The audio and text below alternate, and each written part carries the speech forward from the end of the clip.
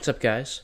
This is David from Everything Ethics, and the ethical philosophy we're talking about today is pragmatism.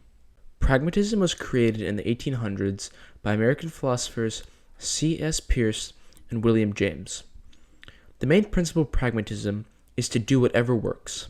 Philosophies before pragmatism, like Kantian ethics or virtue ethics, were very complicated, and they all had a goal of pursuing what is true and what is right.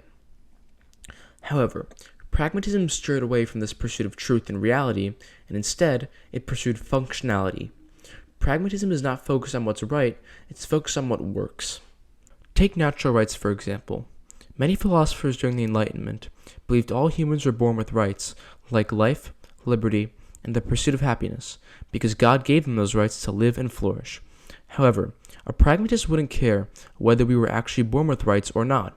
A pragmatist would say that it is best to respect people's rights because societies generally work well when we give people freedom of speech or private property.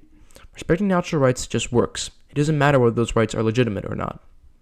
So whenever we act, we must always have a purpose and function to our actions. You can think about it like this. Problems are constantly thrown at us throughout life, and pragmatism says that in every action you do, it is most ethical to be solving those problems the best way you can. For example, let's say you have dirty teeth. Well, the pragmatic thing to do would be to find a way to clean your teeth, which means you would brush your teeth. If you had homework, the pragmatic thing to do would be to do it. If you're hungry, pragmatically, you should eat some food.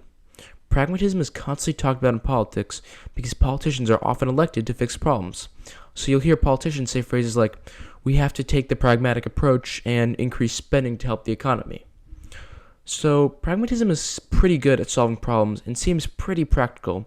However, there's a major problem with being a pragmatist.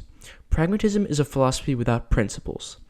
It basically tells you to do what is most practical, and you just get to decide whatever is the most practical thing in the moment. For example, let's take two kings each ruling a country.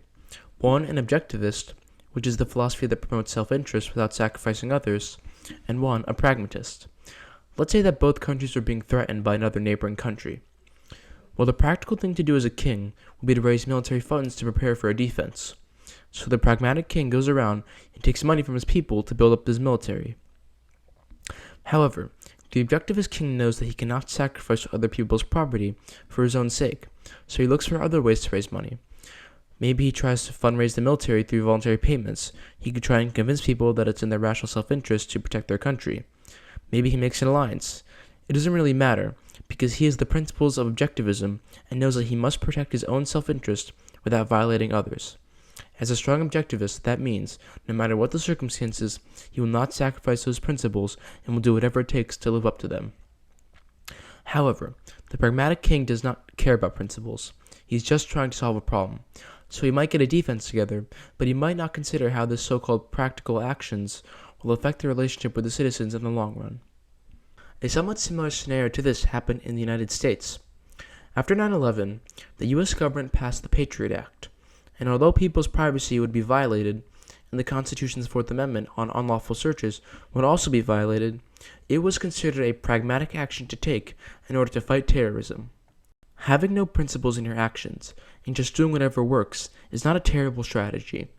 However, when tough situations arise, it might be much better to have principles in your actions instead of just what you come up with in the moment. See you in the next video.